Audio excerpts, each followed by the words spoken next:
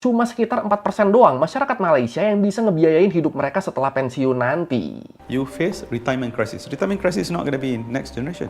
It's already happening. Dan angka ini berarti nunjukin kalau banyak banget warga Malaysia yang dibebanin sama utang cicilan. Kita kan udah beberapa kali ya bahas krisis-krisis yang terjadi di banyak negara di dunia. Mulai dari krisis ekonomi, krisis beras, krisis keamanan, sampai yang terakhir kemarin kita bahas tuh krisis beras dunia. Ya intinya banyak lah. Dan ternyata negara tetangga kita, Malaysia, itu juga mereka tuh lagi ngalamin krisis loh. Malaysia saat ini tuh lagi ngalamin krisis pensiunan.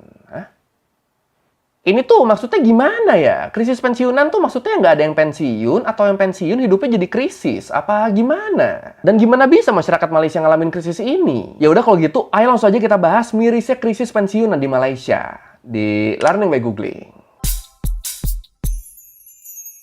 Oke, sebelum kita mulai, gue mau jelasin dulu nih, maksud dari krisis pensiunan di sini tuh apa sih? Jadi kalau menurut The Star, krisis pensiunan tuh dipicu sama banyaknya orang Malaysia yang nggak punya tabungan atau uang simpanan yang cukup buat masa tua mereka. Buat kehidupan mereka setelah pensiun nanti. Dan kenapa bisa sampai disebut krisis? Ya karena kalau dibiarin ternyata hal ini tuh bisa nimbulin masalah ekonomi dan kemiskinan jangka panjang buat negaranya, buat Malaysia. Dan semua itu berawal dari kebijakan pemerintah buat pulih dari krisis ekonomi yang terjadi selama pandemi kemarin. Kok bisa gitu?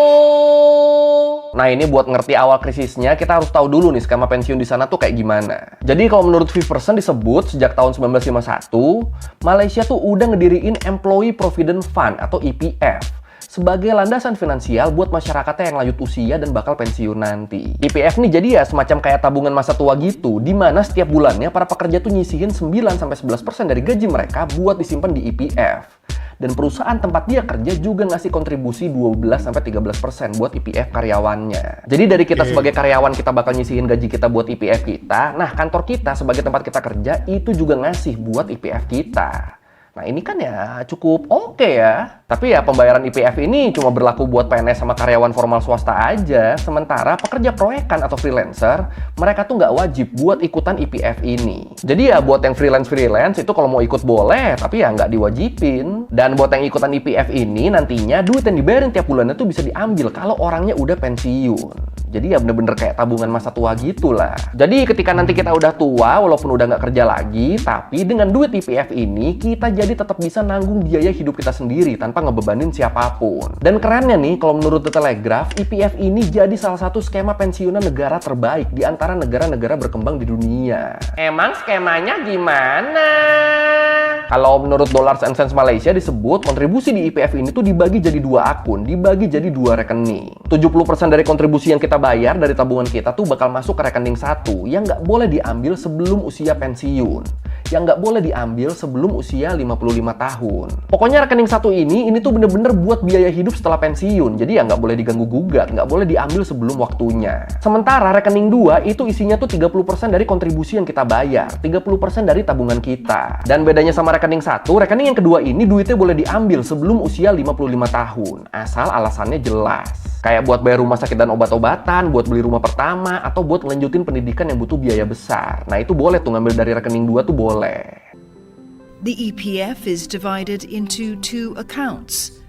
Account 1 is meant for retirement, while account 2 can be used in some cases, like for housing or education. Nah, selama puluhan tahun dari tahun 1951, penarikan uang dari EPF tuh harus sesuai sama syarat-syarat tadi. Tapi masalahnya terus di tahun 2020, dunia kan dilanda pandemi ya, termasuk ya pastinya Malaysia. Dan ya, kayak yang kita tahu, pandemi ini kan ngebikin krisis ekonomi di mana-mana ya. Bener-bener banyak sektor yang down, bener-bener banyak orang yang jatuh miskin. Dan kalau menurut channel News Asia disebut, selama pandemi tuh awalnya pemerintah Malaysia tuh ngasih bantuan ke rakyat ya berupa bantuan langsung tunai. Tapi masalahnya kan rakyatnya tuh banyak dan nggak semuanya bisa ke-cover sama kas pemerintah. Sampai akhirnya dana yang disiapin buat nolong orang-orang yang terdampak pandemi itu udah habis, tapi yang krisis keuangan itu tuh masih banyak banget. Nah, di sini mikirlah pemerintah Malaysia, mikirin cara lain. Gimana caranya biar kondisi keuangan rakyatnya bisa teratasi, tapi tetap nggak nguras kas negara. Dan setelah mikir-mikir, akhirnya pemerintah ngeluarin kebijakan yang bilang kalau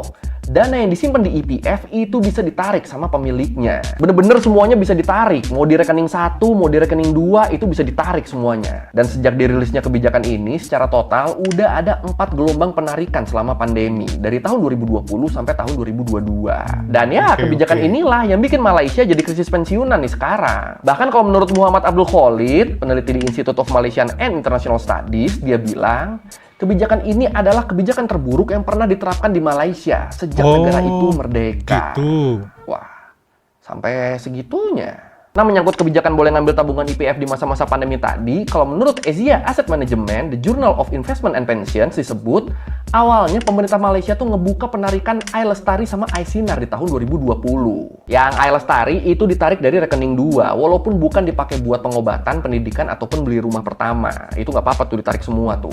Sedangkan iSinar itu ditarik dari rekening 1, walaupun si penarik belum di usia pensiun. Dan ini bisa begini ya, soalnya balik lagi, kebijakan ini kan dikeluarin emang sebagai dana darurat masyarakat yang terdampak COVID. Jadi ya, mau lu umur 30, mau lu umur 40, mau lu umur berapapun, lu bisa narik duit yang ada di rekening 1, di rekening yang sebenarnya khusus buat pensiun. Terus di tahun 2021, pemerintah ngebuka lagi gelombang penarikan yang ketiga yang disebut iCitra yang bisa ditarik dari akun 1 maupun akun 2, dari rekening 1 maupun rekening 2. Dan penarikan yang terakhir, penarikan yang keempat, itu dibuka di tahun 2022 yang juga bisa ditarik dari rekening 1 ataupun rekening 2. Dan penarikan yang keempat ini, yang terakhir ini dikasih nama pengeluaran khas. Nah, kalau menurut Al Jazeera, dari keempat penarikan ini, secara total IPF tuh udah ngeluarin dana sebesar 145 miliar ringgit Malaysia yang ditarik sama 8,1 juta orang. Atau berarti jumlah uang ini tuh setara sama 15% dari total aset yang ada di IPF. Dan ini masuknya ngeri loh. 15% diambil dalam jangka waktu 2 tahun doang tuh ngeri loh. Ya gimana nggak ngeri? Kita lihat aja nih laporan pengambilan dananya. Kalau menurut laporan dari IPF disebut di awal tahun 2021, setahun setelah iSinar dibuka, itu 30% anggota IPF tuh udah ngosongin hampir semua tabungan mereka di rekening 1. Dan di akhir tahun 2022 disebut sebanyak 51,5% anggota IPF tuh cuma punya sisa tabungan kurang dari 10.000 ringgit Malaysia doang. Oh iya. Ini kan ngeri banget loh. Padahal kan targetnya waktu si anggota udah mencapai usia 55 tahun, tabungan mereka tuh minimal udah ada 240.000 ringgit. Endingnya cuma nyisa nggak nyampe 5% dari target, anjir. But during COVID, then Prime Minister Muhyiddin Yassin, leader of the Perikatan Nasional government, allowed a special dispensation for workers to dip into their EPF to cushion the impact of the pandemic. Dan masih menurut laporannya IPF, dengan kondisi kayak gini diperkirakan cuma 18% anggota doang yang tetap bisa punya dana pensiun sesuai skema targetnya.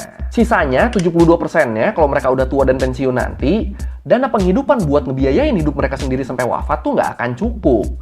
Atau malah bisa aja mereka nggak punya tabungan masa tua sama sekali. Ya, kalau gini masuknya emang udah krisis sih ini. Emangnya kalau nabung lagi nggak bisa? Ya, bisa-bisa aja, tapi jadi butuh waktu yang lebih lama lagi nih. Ini kita bedah deh nih. Jadi kalau menurut The Center, kalau anggota IPF punya gaji sebesar gaji rata-rata nasional atau di angka 2.000 ringgit Malaysia per bulan, mereka tuh bakal butuh waktu 6 tahun biar nominal tabungan IPF mereka balik lagi ke masa-masa sebelum iLestari sama iSinar muncul. Ke masa-masa sebelum diambil karena pandemi.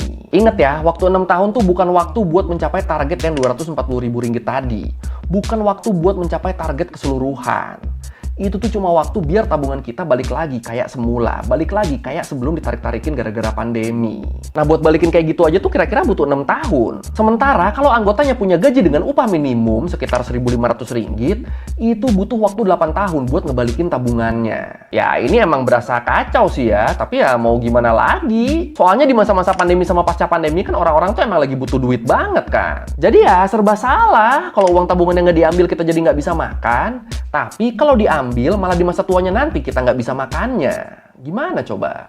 Dan mirisnya lagi, kalau menurut Nur Hisham Hussein, Chief Strategy Officer IPF, dia bilang, dengan keadaan sekarang, cuma sekitar 4% doang masyarakat Malaysia yang bisa ngebiayain hidup mereka setelah pensiun nanti. Sisanya ya pada bingung nanti hari tuanya gimana, udah kan nggak ada uang, nggak ada kerjaan, tabungan juga belum cukup, atau malah nggak punya sama sekali. Ya, lu bayangin aja, cuma 4% loh yang aman loh. Ini kan dikit banget, Jir. Further data revealed the depths of Malaysia's retirement crisis. As many as 30% of contributors have emptied their basic savings account. and only 4% of Malaysians can afford to retire, according to EPF officials. Terus gilanya lagi, kalau menurut Kementerian Keuangan Malaysia disebut, kalau tabungan di EPF cuma dibiarin nyisa 10.000 ringgit doang, tanpa kita tambah-tambah lagi, itu nantinya setelah kita pensiun, karena dipotong biaya admin bulanan dan lain-lain, kita tuh cuma bakal punya 42 ringgit doang per bulannya. Aduh, stres jir. Padahal nih ya, pengeluaran bulanan buat pasangan suami istri lanjut usia di sana tuh butuh sekitar 3.200 ringgit. Sementara lansia yang hidup sendiri, pengeluaran bulanannya tuh mencapai sekitar 2.500 ringgit. Nah ini kalau beneran cuma punya 42 ringgit doang ya mau dipakai apa anjir? Buat biaya makan seorang aja kan sebulannya tuh kira-kira 600 ringgit. Dan kalau udah kayak gini, kalau orang tuanya nggak punya simpanan masa tua begini, ya nantinya siapa lagi yang bakal ngebiayain hidup mereka kalau bukan anak-anaknya? Jadinya ya si anak bakal jadi sandwich generation ini, padahal di saat bersamaan, biaya hidup di Malaysia tuh meningkat terus tiap tahunnya. Jadi udah kan biaya hidup di sana tiap tahunnya terus bertambah, ditambah lagi lu harus ngebiayain hidup orang tua lu. Belum lagi kalau ternyata lu udah punya keluarga, lu udah punya anak. Wow, itu seru banget tuh. Dan mirisnya, kalau menurut Malaysia Aging and Retirement Survey disebut, hampir 40% responden bilang kalau mereka tuh nggak terlalu mikirin masa pensiun. Urusan nanti pensiun mah gimana nanti aja udah. Padahal terus kalau menurut Business Times dari New Straits Times disebut, di tahun 2030 nanti, Malaysia tuh bakal jadi negara tua, yang mana 15% dari total populasinya tuh berusia 60 tahun ke atas. Nah, dengan keadaan kayak gini ditakutkannya kalau krisis pensiunan ini terus berlanjut, yang ada nanti malah makin repot karena makin banyak orang tua, makin banyak lansia yang nggak punya uang buat ngehidupin diri mereka sendiri. And by 2035, I think we will have 14% of our populations that are above 65, and this group are very vulnerable. They spend more on medical, on healthcare. Dan kacaunya lagi, masalah penarikan masal tabungan IPF ini juga diperparah sama kemiskinan, rendahnya skill dan keterampilan, sama tingginya tingkat utang masyarakat Malaysia. Kalau menurut Hafidzi Razali, direktur dari Bauer Group Asia, dia bilang, biaya hidup yang semakin tinggi sekarang tuh nggak sejalan sama pertumbuhan pendapatan masyarakat. Jadi biaya hidupnya naik terus, tapi income-nya segitu-gitu aja atau bahkan lebih rendah. Yang berarti bakal makin banyak masyarakat Malaysia yang tertinggal secara ekonomi. Jadi ya gimana mau ngebiayain orang tua kalau dia sendiri aja hidupnya susah. Dan menurut IPF, sebagai negara multiras, ada Melayu, Cina, India, itu ternyata ras Melayu tuh jadi yang paling terdampak sama krisis pensiunan ini. Buat perbandingannya nih, di bulan Desember 2022, rata-rata tabungan orang Cina Malaysia tuh ada di angka sekitar 45.000 ringgit. Tabungan orang India ada di angka 15.000 ringgit. Dan tabungan orang Melayu itu kurang dari 5.000 ringgit. Ini jauh juga ya bedanya ya. Through the 4 rounds of withdrawals, 8.1 million Malaysians took out 145 billion ringgit from the pension fund. The median savings fell across all races, with Malays being the most affected. Tapi ya ini nggak heran sih, soalnya kalau menurut Peter Yong dari Mr. Money TV, di interviewnya sama CNA, dia bilang skill orang-orang Malaysia tuh emang kurang. Soalnya yang skillnya bagus-bagus tuh mereka tuh malah pada kerja ke Singapura karena gajinya lebih gede di sana. Dan terutama yang begini tuh orang-orang Melayunya, makanya yang di Malaysia tuh ya tabungannya pada dikit-dikit karena ya kerjanya ya di level menengah ke bawah. Dan skill yang terbatas gini kan pastinya ngaruh ke pendapatan dong. Makanya jadinya mereka susah buat nabung dan ngumpulin dana pensiun. Orang buat sehari-hari aja gaji sebulan langsung habis, gimana mau nabung? Terus menurut Malaemail, rasio utang rumah tangga terhadap PDB Malaysia juga tuh tinggi banget. Jadi yang tertinggi kedua di Asia Tenggara setelah Thailand. Utang rumah tangga tuh apa?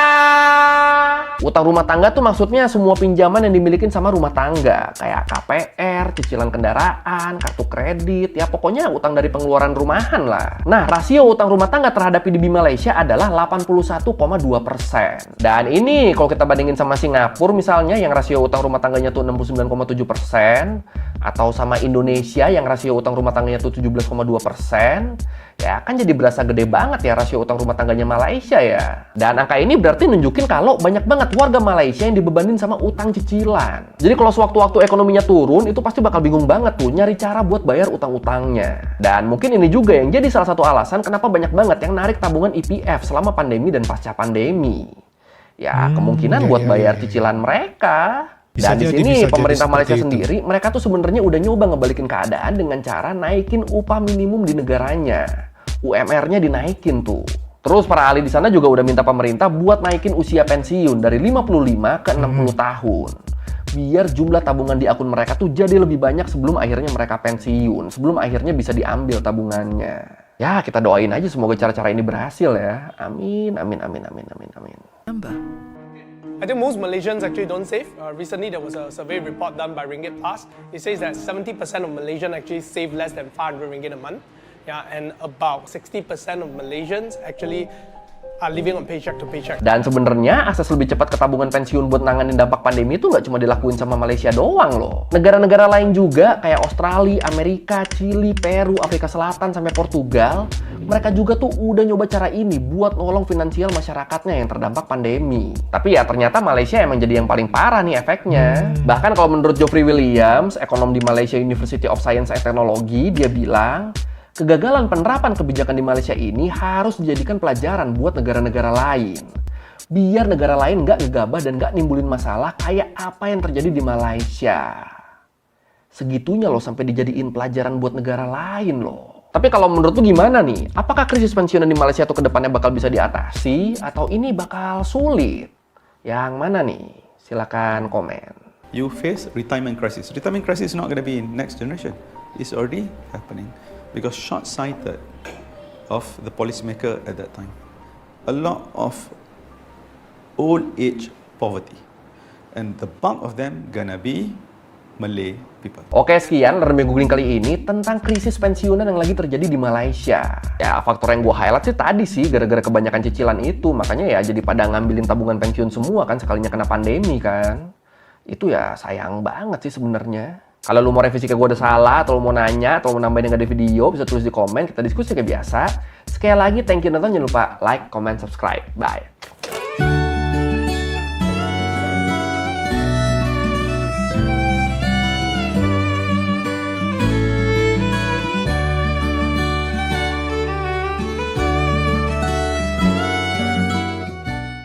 Assalamualaikum warahmatullahi wabarakatuh. Ya, krisis ekonomi yang terjadi sampai dengan tahun ini, tahun 2024, memang berasal dari dampak ketika kita mengalami pandemi pada tahun 2020 sampai dengan 2022. Nah, pembahasan yang mengenai krisis yang terjadi di Malaysia sendiri sampai hari ini belum selesai karena ternyata masalah ekonomi mereka sekarang sedang terpuruk, di mana bisa dilihat dari pola pengambilan tabungan yang diberikan kepada pemerintah Malaysia kepada warganya, yaitu pengambilan tabungan pensiun itu dibolehkan selama masa pandemi, dan ternyata tabungan pensiun ini digunakan untuk kebanyakan adalah untuk membayar cicilan-cicilan kredit rumah tangga. Hal ini tentu akan menambah beban bagi masyarakat, terutama masyarakat yang sudah di luar dari masa kerja atau orang-orang yang sudah mendekati masa pensiun. Nah, akibat ini, jadi Malaysia sekarang adalah negara yang cukup mengalami kesulitan di dalam mengatur perekonomiannya, dan bahkan dianggap sebagai salah satu keputusan yang terburuk di dunia mengenai pengolahan manajemen keuangan untuk negara Malaysia itu sendiri, dan dijadikan contoh bahwa hal ini kebijakan yang dilakukan di Malaysia itu sendiri itu adalah kebijakan-kebijakan yang tidak perlu dicontoh oleh negara-negara yang lain. Nah, apakah dampak ini dari pengaruh ekonomi dan kemudian menjadi krisis, kemudian menjadi masyarakat yang miskin di kalangan bangsa-bangsa di Malaysia? Ini akan menimbulkan secara global, terutama di kawasan ASEAN. Tentu ini akan berimbas tentunya ketika masalah ini tidak teratasi. Karena apa?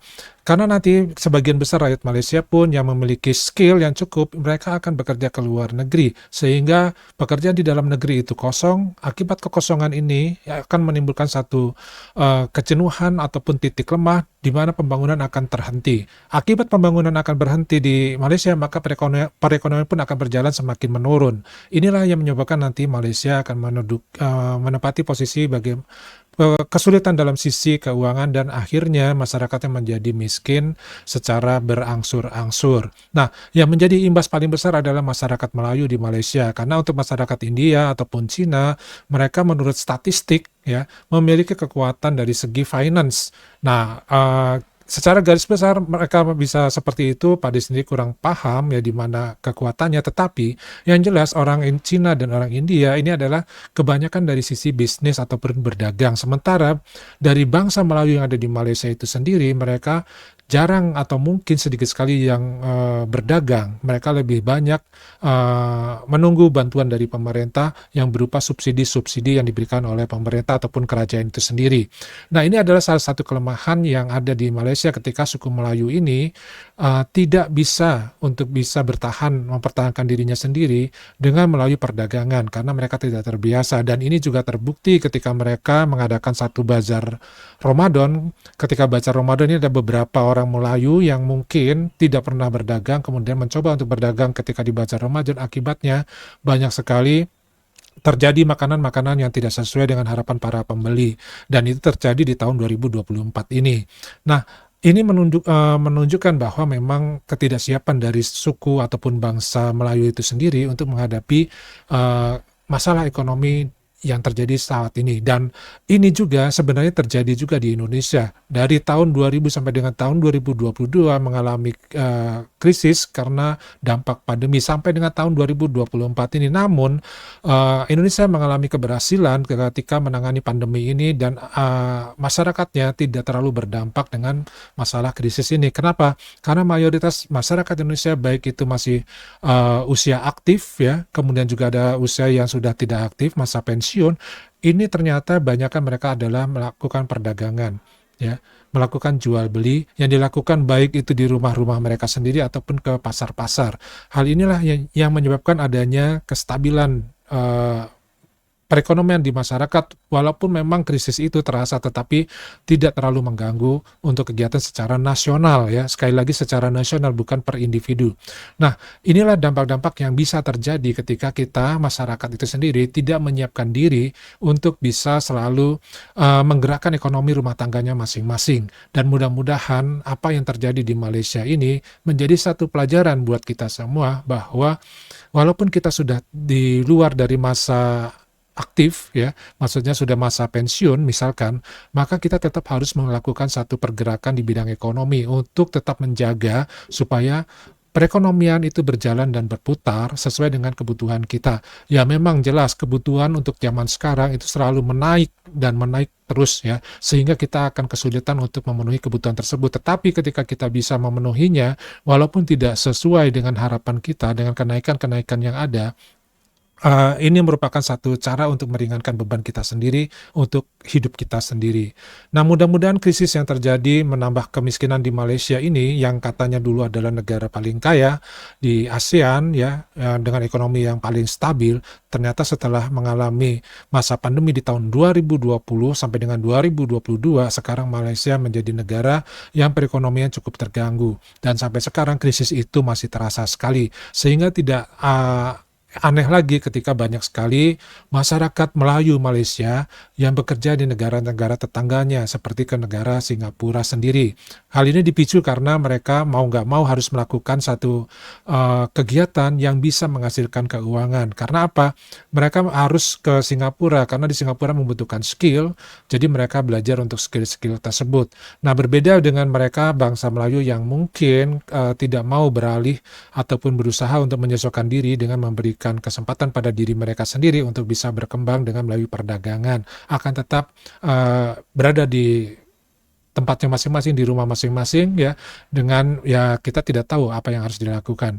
Nah, sementara untuk mengisi kekosongan di bidang yang lain seperti faktor perkebunan, pertanian, ataupun perniagaan, ini kebanyakan mereka juga mengimpor orang-orang dari Sri Lanka, dari Bangladesh, dari Rohingya, dari India, ya, dan juga dari Indonesia, namun Indonesia sudah mulai sedikit tenaga kerjanya yang ada di Malaysia.